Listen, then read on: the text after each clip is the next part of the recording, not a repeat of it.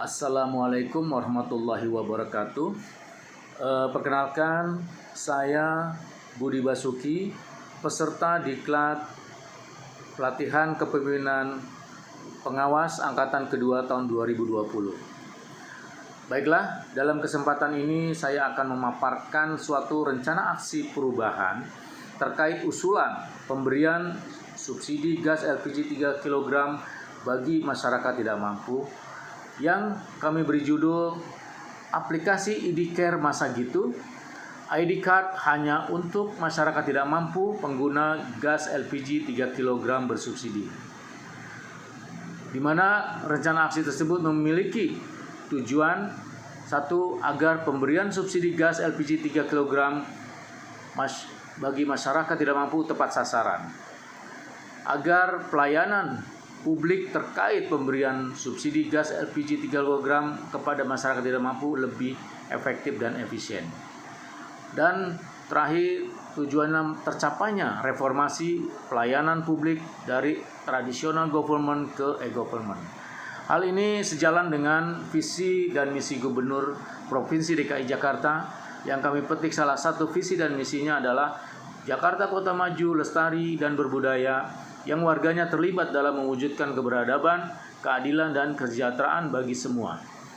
Serta misi menjadikan Jakarta kota yang aman, sehat, cerdas, berbudaya dengan memperkuat nilai-nilai keluarga dan memberikan ruang kreativitas melalui kemampuan yang melibatkan, menggerakkan, dan memanusiakan.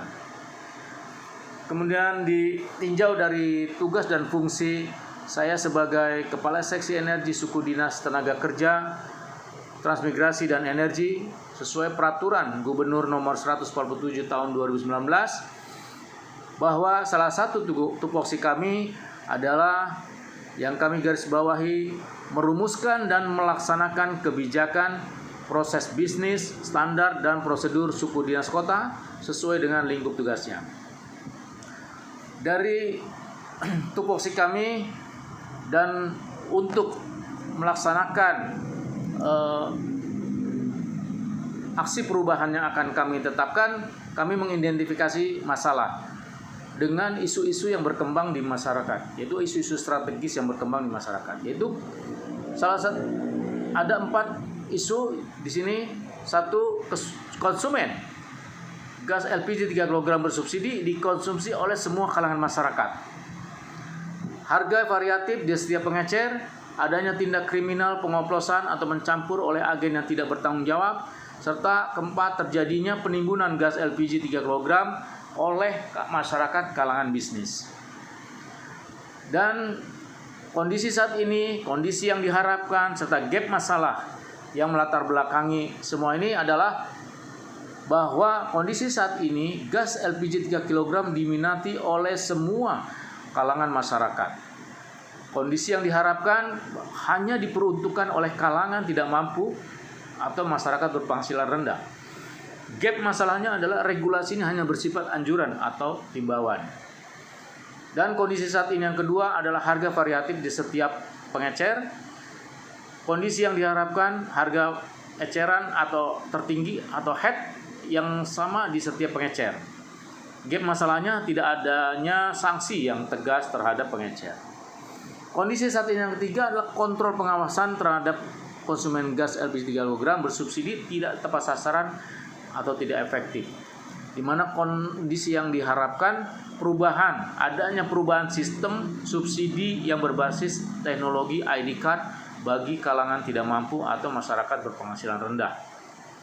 Gap masalahnya adalah kebijakan dan regulasinya pada pemerintah provinsi dan pemerintah pusat. Hal ini sesuai dengan tupoksi kami, yaitu merumuskan agar rencana aksi ini dapat tercapai, yaitu dengan mendorong kebijakan kebijakan dan regulasinya ke tingkat provinsi dan pemerintah pusat. Melalui analisa-analisa penyebab masalah dari isu-isu di atas adalah kami menggunakan analisa USG. Di sini kami dapati ranking pertama yaitu konsumen gas LPG 3 kg bersubsidi dikonsumsi oleh semua kalangan masyarakat.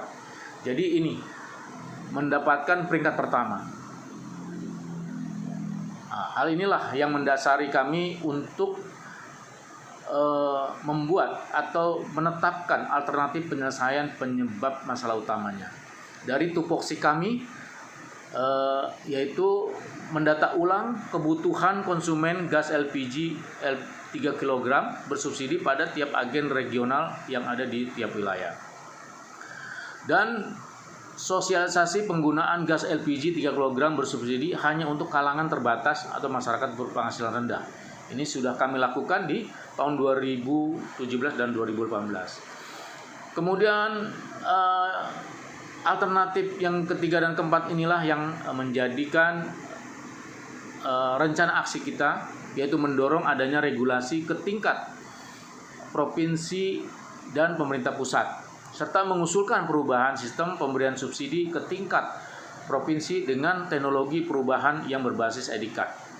Nah, ini nanti dari sini kami kuatkan lagi bahwa apa yang kami usulkan, kami kuatkan lagi melalui analisa pohon masalah. Melalui analisa pohon masalah, ini dari konsumen gas LPG 3 kg dikonsumsi oleh semua kalangan, ini menyebabkan banyaknya masalah-masalah yang lain yang akan timbul. Di sini ada 9 yang salah satu menjadi sebab akibatnya adalah terjadinya persaingan bisnis dan harga eceran tertinggi head yang berbeda-beda di setiap pengecer. Ini dikarenakan regulasinya hanya bersifat anjuran dan himbauan. Tidak adanya sanksi yang tegas terhadap konsumen kalangan menengah dan bisnis. Turunannya dari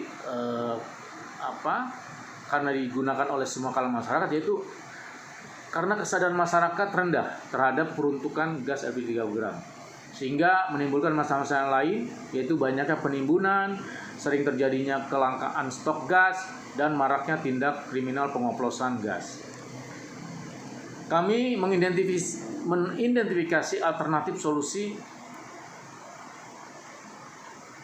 menggunakan analisa SWOT.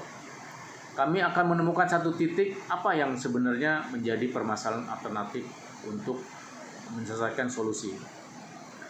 Di mana secara analisa SWOT di sini ada kekuatan, ada kelemahan, ada peluang, dan ada ancaman.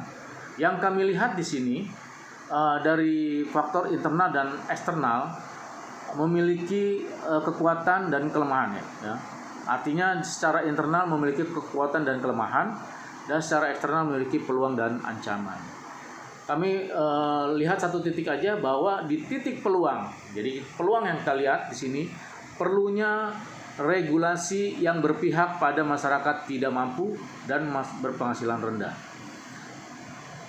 Peluang yang kedua adalah alih teknologi sistem informasi pemberian subsidi pada masyarakat tidak mampu. Dan peluang yang ketiga adalah penjualan gas LPG 12 kg dan 15 kg akan kembali normal. Ini peluang-peluang yang ada. Tapi kita akan menemukan satu titik permasalahan dari analisa yang lain.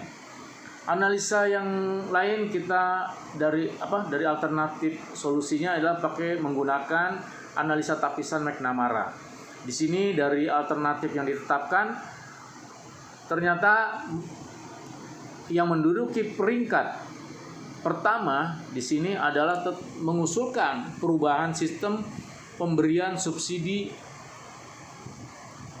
ke tingkat provinsi dengan teknologi perubahan yang berbasis ID card. Jadi kami mencari titiknya saja bahwa dari semua permasalahan dan analisa yang identifikasi masalah yang kita kembangkan, ternyata pada satu titik yaitu mengusulkan perubahan sistem pemberian subsidi ke tingkat provinsi dengan perubahan yang berbasis ID card. Ya. Setelah kita tetapkan usulan tersebut untuk menguatkan rencana aksi perubahan, kita mencari dasar hukumnya. Di mana kami dapati dasar hukumnya adalah Undang-Undang Nomor 25 Tahun 2009 tentang Pelayanan Publik. Kemudian Undang-Undang Nomor 11 Tahun 2008 tentang Informasi dan Transaksi Elektronik, serta Instruksi Presiden Nomor 3 Tahun 2003 tentang Kebijakan dan Strategi Nasional Pengembangan E-Government. 4. Peraturan Pemerintah nomor 96 tahun 2012 tentang pelaksanaan Undang-Undang nomor 25 tahun 2009 tentang pelayanan publik. Peraturan Menteri PAN dan RB nomor 13 tahun 2017 tentang pedoman penyelenggaraan sistem informasi publik nasional. Yang terakhir adalah Peraturan Presiden nomor 95 tahun 2018 tentang sistem pemerintahan berbasis elektronik. Setelah menentukan dasar hukumnya, lanjut kita mencari langkah-langkah perubahannya. Langkah-langkah perubahannya melalui instrumen rencana aksi perubahan, yaitu dengan menggabungkan aksi inovasi hubungan, inovasi teknologi, dan inovasi konseptual. Ya, ini merupakan gabungan dari 3 inovasi. Langkah-langkahnya adalah perencanaan, membentuk tim kerja Kasudin, pelaksananya Kasudin, Subak TU, pengawas, Kasih Energi, dan PJLP. Waktunya tanggal 5 November dengan outputnya adalah SK tim kerja, metode rapat. Setelah tim terbentuk, kami menyusun konsep inovasi kerja, pelaksananya adalah tim kerja dan konsultan. Itu mulai sehari kemudian, tanggal 6 sampai tanggal 11 November 2020. Outputnya adalah data distribusi agen dan pangkalan hasil monitoring di lapangan. Baru metode analisis dan diskusi.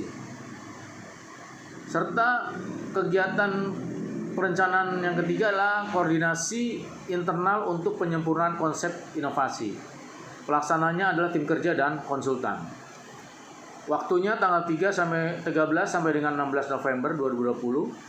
Outputnya adalah konsep final RAP. Metodenya rapat internal. Kemudian pada pelaksanaan kegiatannya adalah kita koordinasi eksternal dengan stakeholder.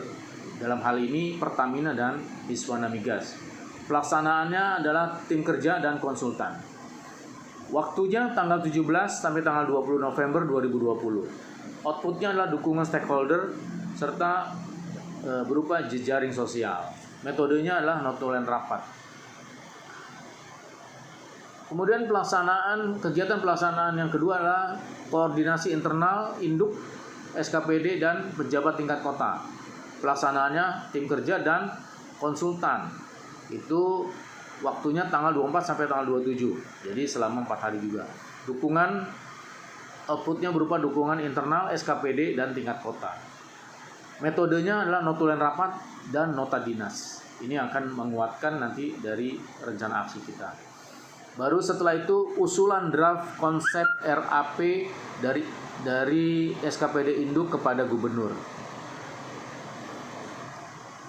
Pelaksanaannya adalah tim kerja supervisi dan tim kerja dari Sudin. Itu waktunya akan ditetapkan nanti kemudian setelah RAP ini sampai di SKPD Induk. Outputnya berupa dukungan sebagai kebijakan RAP Provinsi DKI. Ya, jadi RAP akan kita dorong menjadi RAP Pemerintah Provinsi DKI Jakarta berupa melalui SK Gubernur. Metodenya notulen dinas dan nota dinas. Terakhir kegiatannya pengawasan dan evaluasi, di mana kegiatan pengawasan adalah tim kerja supervisi OPD dan SKPD atau SKPD. Pelaksananya adalah tim kerja supervisi SKPD OPD dalam hal identifikasi faktor penghambatnya apa. Outputnya adalah jejaring sosial. Metodenya rapat supervisi. Terakhir evaluasi, yaitu terbitnya rekomendasi RAP pusat. Ya, sudah kita dorong terbitnya rekomendasi RAP pusat. Ini pelaksananya adalah Kementerian ESDM, outputnya adalah berupa SK Menteri. Demikian terakhir kami membuat anggaran belanja atau RKA yang kami susun. Hanya di sini tidak ada penambahan anggaran hanya kami butuhkan anggaran untuk pembayaran konsultan, tenaga ahli pelaksana Pratama golongan 1C S1 pengalaman 3 tahun. Itu 1 orang kali 4 hari kali harga satuan 1.400.000 selama 4 hari jadi 5.600.000 rupiah. Demikian secara keseluruhan kami telah menetapkan suatu rencana aksi ini dengan biaya 5.600.000 rupiah yang dibebankan oleh anggaran pribadi. Sekian, terima kasih. Assalamualaikum warahmatullahi wabarakatuh.